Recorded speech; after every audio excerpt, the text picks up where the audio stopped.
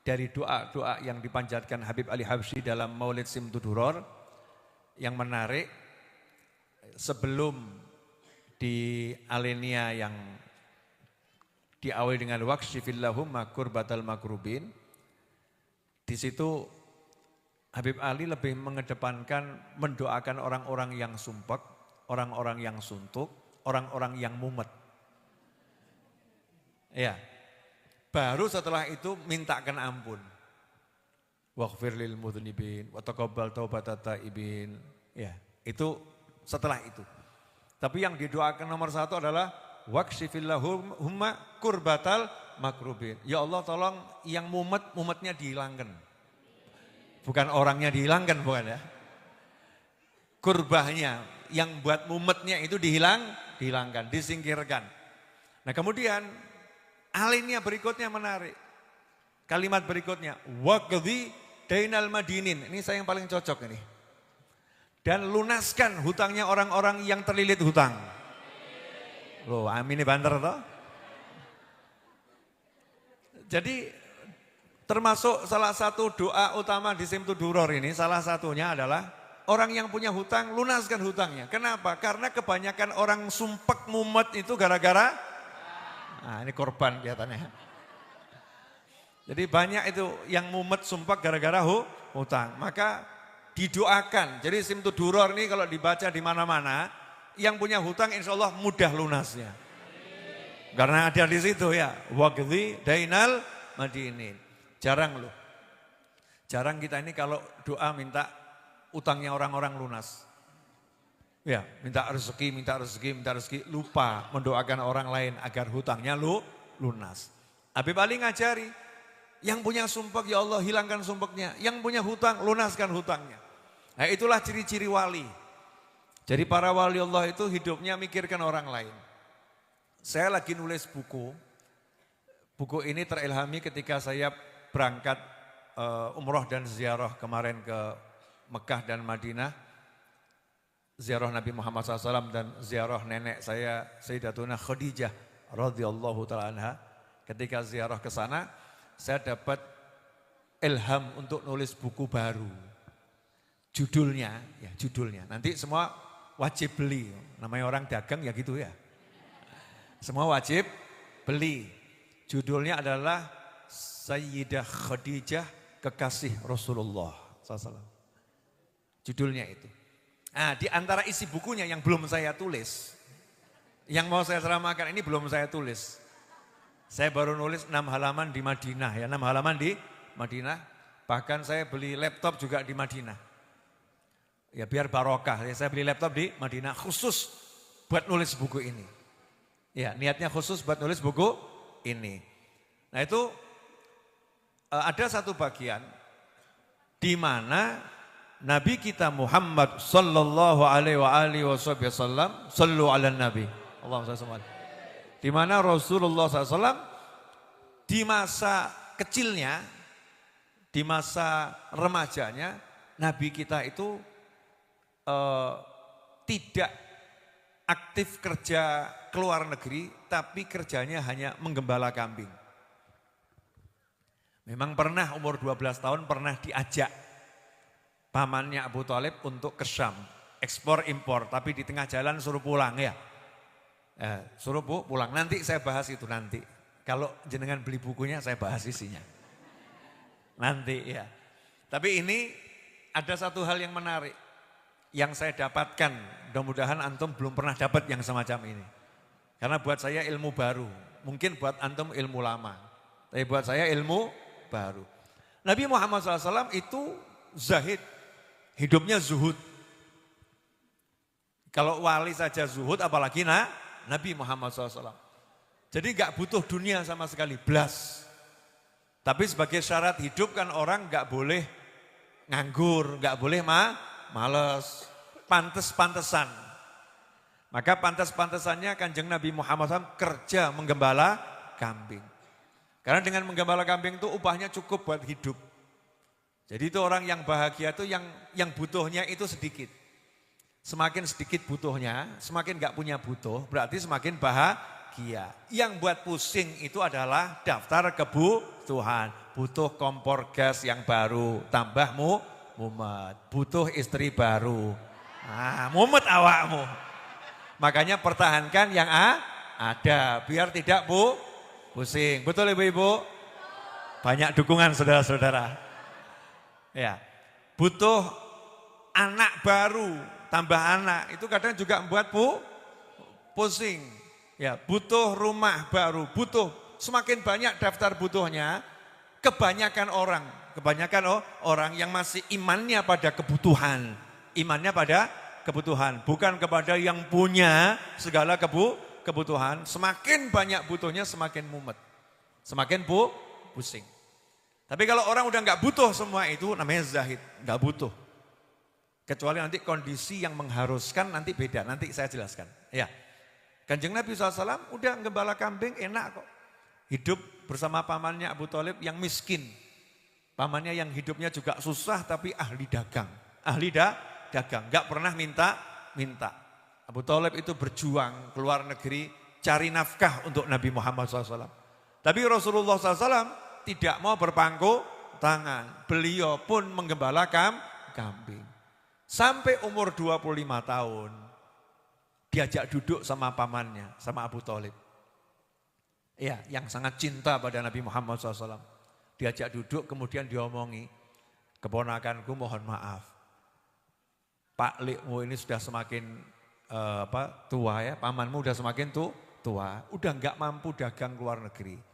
Jadi udah enggak mampu lagi bantu membiayai hidupmu.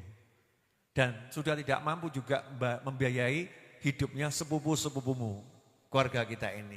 Jadi paman minta tolong, kamu yang sekarang melanjutkan usaha paman, kamu yang bergerak dagang keluar negeri, biar bisa membantu menghidupi keluarga ini. Disitulah Nabi Muhammad SAW langsung meninggalkan menggembala kambing, jadi eksportir dan importir, berangkat keluar negeri. Siap susah, siap enggak enak. Padahal tadinya udah enak itu ya, gembala kambing udah hidupnya nyaman, hidupnya enak. Tapi demi orang lain, demi membahagiakan keluarganya, demi menyenangkan saudaranya, demi membahagiakan sepupunya, beliau keluar dari zona nyaman kata orang. Tadinya cukup nyaman gembala kambing, keluar dari semua itu, siap lakukan perjalanan jauh yang berat, siap berdagang yang penuh dengan resiko, siap bertemu orang asing yang gak dikenal, siap ketemu pengalaman baru. Demi apa? Cari duit? Enggak. Demi apa? Memperkaya diri? Enggak. Demi apa? Mau beli rumah? Enggak. Tapi demi untuk menyiapkan rumah buat orang lain, menyiapkan makan untuk orang lain, menyiapkan kesenangan orang lain. Itulah yang namanya zahid. Ketika dia bekerja bukan untuk dirinya. Ketika dia cari uang bukan untuk mengumpulkan harta. Beda dengan konsep orang kerja zaman sekarang. Istri bilang pada suami, mas semangat kerja. Biar kita punya rumah baru, punya mobil baru, punya motor baru, punya handphone baru. Maka semakin banyak daftar kebutuhannya, semakin susah hidupnya. Beda dengan orang-orang yang soleh, semakin banyak daftarnya, semakin senang hidupnya. Kenapa? Karena semua daftarnya untuk menyenangkan orang lain, bukan untuk menyenangkan dirinya sendiri. Itu yang diajarkan Nabi Muhammad SAW. Menyenangkan orang lain. Lah uripmu nggo apa? Hidupmu dan hidupku selama ini untuk apa? Kalau cuman untuk ngumpul-ngumpulkan buat diri sendiri ya siap-siap mumet, siap-siap ruwet, siap-siap susah. Tapi kalau kamu hidup untuk menyenangkan orang lain, menyenangkan orang tuamu, ya menyenangkan kakakmu, menyenangkan adikmu, menyenangkan pamanmu, menyenangkan bibikmu, maka kamu akan bahagia dengan semua susahmu itu. Susahnya itu akan dinikmati. Gak enaknya itu akan jadi enak. Karena gak ada bagian nafsu, gak ada bagian hawa. Begitu hawa, nafsu, ego ini tersingkirkan, maka Allah yang akan mengisi itu dengan kebahagiaan. Allah akan isi itu dengan kebahagiaan. Jadi udah paham resep sugih? Jangan punya pengin untuk diri sendiri, tapi jadikan penginmu untuk menyenangkan orang lain. Makanya para wali dongonya itu. Habib Ali Habsyi itu sampai istrinya cemburu. Cuman cemburunya bukan seperti ibu-ibu yang oknum-oknum ibu-ibu nggak jelas. Nggak gitu. Cemburunya gara-gara apa? Habib Ali Habsyi itu kalau malam waktu sahur ya, waktu pertengahan malam, sepertiga malam, doa mustajabnya digunakan untuk mendoakan semua orang yang musuhi. Tapi dengan doa kebaikan. Ya Allah fulan, ampuni dosanya, angkat derajatnya, muliakan kehormatannya, jadikan keluarganya bahagia, anaknya, pasangan hidup, doakan panjang. Padahal itu semua orang yang musuhin. Nah istrinya nggak pernah disebut. Yang ngomong, aku cemburu aku. Kenapa cemburu? Lah itu yang musuhin kamu doakan seperti itu baik-baik. Lah aku istrimu kok nggak pernah didoakan. Bil makna gitu ya. Cemburu sayang itu. Maka dijawab, oh kalau kamu nggak perlu kusebut. Karena setiap kali akan menyebutkan siapapun, engkau yang tersebut dulu di hatiku. Romantis. Wali gak romantis gak mungkin. Romantisnya asli. Bukan palsu.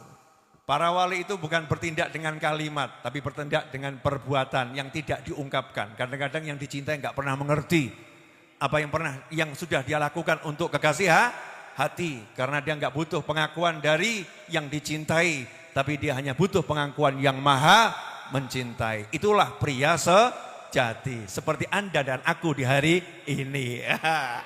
Ngaten leres? Oh itu ngakunya begitu. Ngakunya begitu.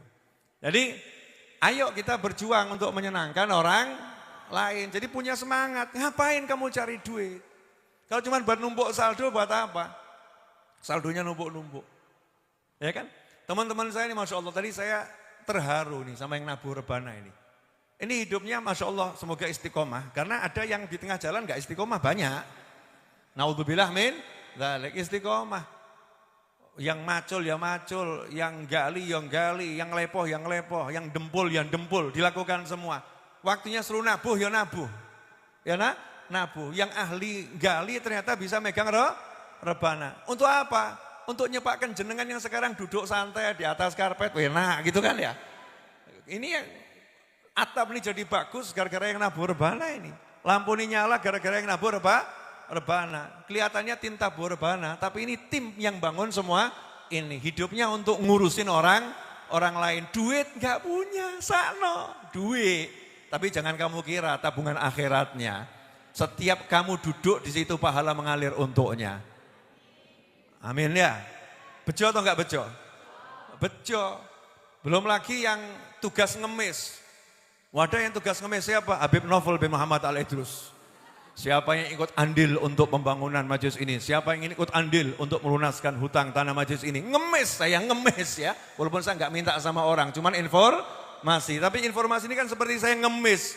Ya, saya ngemis. Cuman saya bejo jadi pengemis. Ngemis untuk Anda yang tinggal duduk santai. Ngemis untuk yang di rumah, yang nonton tayangan majelis pada pagi hari ini dan hari-hari yang lain. Ngemis untuk kebahagiaan orang banyak. Jadilah pengemis yang semacam itu. Tapi nggak minta sama orang loh ya. Jangan minta sama orang. Cukup sampaikan informasi tanpa membebani siapapun. Tapi ini kan sebagai bentuk seperti ngemis pada orang lain. Saya senang menjadi orang yang bekerja capek gitu ya. Jual buku tapi banyak yang dibagi. Ya, jual buku, jual kopiah, apapun yang bisa dijual. Yang penting harga diri jangan dijual. Walaupun saya udah nggak punya harga untuk saya jual. Gak ono apa-apa nih ya. Jual semua itu, tapi untuk menyenangkan orang banyak itu. Kalau orang lain senang kan kita senang. Senang begitu lihat dari jauh ada ibu-ibu duduk di sini sumpeknya hilang. Senang saya. Pada waktu berangkat itu ya rotok-rotok sumpek gitu. Oh di sini sumpeknya hilang. Bapak-bapak yang mumet, kok untuk duit apa gak gitu ya. Mumet, mampir Jumat malam Sabtu ke sini misalnya. Pusingnya hilang, seneng gitu. Yo lihat orang yang ketawa bahagia, menyenangkan. Jadikan hidupmu punya arti gitu loh. Itu namanya hidup punya arti. Kalau hidup saya dipikir badok, madang, mangan, ngemplok, nguntal. Masya Allah. Mirip pedus. Ya mirip kambing. Itu gak usah dipikir. Makan. Insya Allah makan. Minum. Gak usah dipikir. Itu bagian dari kehidupan yang kita jalani setiap hari. Tapi gimana caranya kita bisa manfaat pada orang lain. Menyenangkan orang lain. Bahagiakan orang lain. Kalau aku dijual, itu bisa membuat orang bahagia, akan kujual diriku demi orang bahagia. Selama itu enggak melanggar aturan Allah Subhanahu wa ta'ala. Tapi kita kan enggak boleh menghinakan diri, merendahkan diri sampai batasan-batasan yang diharamkan Allah kan enggak boleh. Jelas semuanya? Jadi ibu-ibu, kalau engkau itu masak bisa buat suamimu senang, meskipun kamu tersiksa, lakukan itu. Meskipun kamu nggak pernah dihargai, nggak apa-apa. Capek cari penghargaan dari suaminya, dablek bojone kok ya. Nggak punya perasaan, ngapain cari penghargaan dari suami? Cari penghargaan dari Allah Subhanahu wa ta'ala. Oh dia suka, tak gawe no. Meskipun nggak pernah dibilang terima kasih, nggak apa-apa. Jangan kemudian tak gak enak sisan, ben krosong, ben ngerti. Jangan begitu. Jangan minta pengakuan, aku udah mencintaimu selama 50 tahun, mana cintamu untukku? Aduh, wedok ruwet. Maksudnya ruwet untuk dirinya sendiri, nanti sakit hatinya. Hidupnya akan sakit. Teruslah mencintai tanpa meminta balasan dari manusia. Mintalah balasan dari yang maha kuasa, nanti senang hidupmu. Nah, buku Sayyidah Khadijah itu adalah cinta sejati yang ada di jagat raya dan tak akan pernah terulang lagi. Ini ngomong dikit boleh? Sorry ya, Romeo silahkan Romeo, Juliet silahkan Juliet. Ya silahkan. Majnun silahkan Majnun, Laila silahkan Laila. Tapi banyak orang belajar kisah cinta dari drama yang dibuat oleh sutradara. Betul? Banyak orang belajar cinta dari kisah-kisah yang ada di tengah kehidupan masyarakat yang tidak sesuai dengan aturan Allah Subhanahu wa ta'ala. Dan kisah-kisah cinta itu dijadikan pondasi membangun kisah cintanya kepada pasangannya, kepada saudaranya, kepada kerabatnya. Padahal yang dia jadikan cermin itu hal-hal yang diharamkan Allah Subhanahu wa ta'ala. Romeo and Juliet gak pernah menikah dan mati minum racun saudara-saudara. Apakah cinta model begitu yang akan engkau terapkan dalam kehidupanmu? Majnun dan Laila indah kalimatnya tapi gak pernah bertemu dalam pernikahan. Laila menikah dengan yang lain, Majnun mati dikubur tanpa bersama Laila dalam kehidupan. Betul atau betul? Nah, tapi kalau Nabi Muhammad SAW, manusia yang paling tahu cinta Nabi Muhammad SAW. Makhluk Allah yang paling kenal cinta Nabi Muhammad SAW. Dan makhluk Allah yang paling dicinta Nabi Muhammad SAW. Apa enggak penasaran? Gimana Rasulullah itu menuangkan cintanya kepada istrinya yang tercinta dan gak ada duanya di jagat raya. Contoh itu. Ya, contoh, maka belajar. Oh, saya senang belajar. Oh, cinta nenek dan kakekku indah. Tadinya mau tak tulis judulnya begini tapi gak jadi. Ya, tadi judulnya begini. Ibumu nenekku. Mesti lak mumet tau kamu. Apa harapnya? Betul kan ya? Oh, judulnya udah teka-teki ya. Ibumu nenekku. Kok bisa? Lah iya, karena istri-istri Nabi SAW adalah ibunya orang-orang yang beriman. Betul? Jadi kebetulan ibu kita semua ini, Sayyidah Khadijah, kebetulan nasab saya nyambung ke sana. Nenek saya. Jadi ibumu nenekku. Mau tak buat begitu, tapi gak enak, kok mumet sing moco. Maka langsung tutup poin. Sayyidah Khadijah kekasih Rasulullah SAW. Indah cintanya luar biasa. Mau sedikit spoilernya. Wani piro. Ya, sedikit aja ya, dosa banyak. Ketika akan meninggal dunia, ketika akan wafat, nanti endingnya buku itu, endingnya. Ketika akan wafat, itu diceritakan Sayyidah Khadijah itu di akhir-akhir usianya, suatu hari Nabi Muhammad SAW ada di Bukit Sofa. Rumahnya Sayyidah Khadijah itu di depannya Marwah, sampingnya Marwah. Ada Sofa Marwah. Antara Sofa dan Marwah itu kan cukup jauh kalau jalan. Dan bukan seperti sekarang, masih terjal gitu ya. Bukitnya juga masih bukit batu yang tajam. Sekarang pun kita lihat, oh sudah dikasih olesan lapisan, kelihatan tajamnya seperti apa. Di usia 65 tahun Sayyidah Khadijah itu wafat, radhiyallahu anha. Di akhir usianya di rumah, tahu suaminya yaitu Nabi Muhammad SAW berada di Bukit Sofa lagi ngobrol dengan malaikat Jibril alaihissalam. Yang ngerti selama 25 tahun menemani Nabi SAW sejak belum dapat wahyu sampai dapat wahyu. Ngerti, malaikat Jibril yo kenal dengan malaikat Jibril. Makanya kalau ada orang bilang manusia enggak lihat malaikat itu belajarnya kurang. Ya belajarnya kurang, manusia umumnya enggak bisa. Manusia-manusia tertentu bisa dengan izin Allah Subhanahu wa ta'ala. Di antaranya Sayyidah Khadijah. Kemudian ada sahabat yang juga tazuruhul malaikah, diziarahi malaikat, ketemu dengan malaikat. Nah disitulah Sayyidah Khadijah menyiapkan makan untuk Nabi Muhammad SAW. Selesai makannya disiapkan, dibawa. Wanita usia 65 tahun bawa makan itu mendaki bukit sofa. Kepleset. Jatuh. Terus malaikat Jibril dari sebelum nyampe udah ngomong pada Nabi Muhammad SAW. Itu Khadijah datang. Lagi bawa makanan buat kamu. Lihat Sayyidah Khadijah jatuh, Nabi turun dari sofa, terus dipeluk, dibangunkan. Ya. Setelah itu malaikat Jibril ngomong, sampaikan salam buat Khadijah. Allah titip salam buat beliau. Allah titip salam buat beliau. Terus Allah nyampaikan, Allah titip salam buat kamu. Terus malaikat Jibril ngomong, aku juga titip salam. Jibril juga titip salam buat kamu. Allah sudah nyiapkan rumah buat kamu di surga. Betapa indahnya.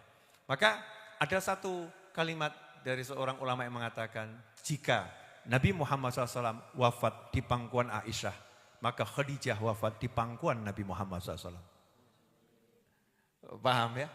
Jadi kalau ketika Sayyidatuna Aisyah itu berbangga, Rasulullah wafat di pangkuanku, maka ulama membanggakan Khadijah wafat di pangkuan Nabi Muhammad SAW.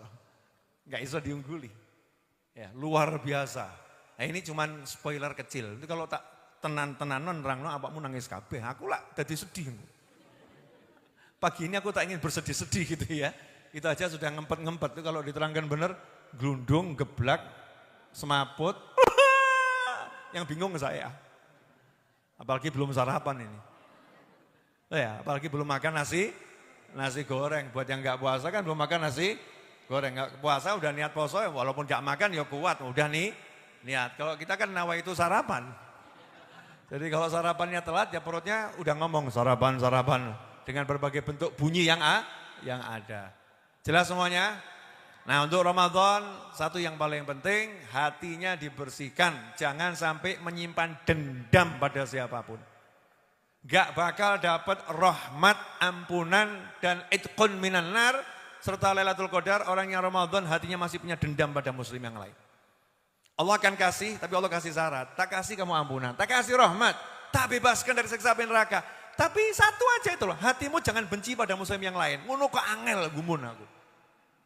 Suruh seneng sama, bukan cinta loh ya. Jangan benci sama orang, kok susahnya luar biasa. Ngebot-ngeboti sakit hatinya daripada surga Tuhannya. Ngebot-ngeboti sakit hatinya, mengutamakan sakit hatinya daripada terselamatkan dari neraka. Lebih mengutamakan sakit hatinya daripada cinta Tuhannya. Mengutamakan sakit hatinya daripada ampunan Allah Ta'ala. Kan ruginya luar biasa. Singkirkan semua bentuk sakit hati. Aku gak akan sakit hati pada kamu dan siapapun. Kenapa? Karena aku butuh cinta Tuhanku. Rahmatnya, ampunannya, surganya. Dan bebas dari neraka. Buat hati senang. Yang bahagia ketemu siapapun. Oh, enggak ada apa-apa saya dengan kamu, cok khawatir. Hutang bayaran. Tapi gak ada aku nesu-nesu gak, telat-telat gak apa-apa gitu ya. Tidak ada permusuhan di antara kita, tapi hitung-hitungan jalan mas gitu ya. Kan tetap enak kalau begitu kan ya. Gara-gara hutang aja jadi musuhan, ya naudzubillah min dzalik. Yang punya hutang ya dibayar. Yang gak punya hutang, tapi ngutangi orang lain, ya lunakkan. Kalau kamu lebih ya lunaskan, itu pahalanya luar biasa. Suami istri hitung-hitungan, mas kemarin kamu pinjem loh ya, belum kamu bayar. Iki ora cetha iki. Iya. Kesian udah suaminya pusing, istrinya nambah pusing pakai hitungan. Kemarin kamu pakai uang saya sekian loh mas. Ini pengeluaran bulan ini 5 juta. Ya kamu ngasih saya cuma 4,5 juta, kurang 500 mas. Padahal dia punya tabungan 20 juta. Ini kan bocor ora cetha iki. Khauful fakir, terlampau takut miskin. Sementara dia sedekah di majelis sana, sedekah di majelis sana, sedekah di majelis sana. Sedekahnya luar biasa tapi sama suaminya. Ngeri ini. Ini nggak pernah ikut majelis Ar-Raudhah mungkin ya. Nggak pernah, atau majelis-majelis yang lain. Nggak pernah ikut pengajian kelihatannya. Ya, belajarnya mungkin dari YouTube tok gitu ya. Nggak pernah hadir majelis. Jadi nggak paham cara mengatur prioritas dalam beramal. Terima kasih, jazakumullah khairan. Insyaallah berkah manfaat. Ya, saya sudah maafkan antum semua, jangan khawatir. Tak maaf no. Nah, sementara aku juga minta maaf atas segala kekurangan saya yang saya sadari maupun yang tidak saya sadari. Dan terima kasih atas peran serta dan kehadirannya di majelis.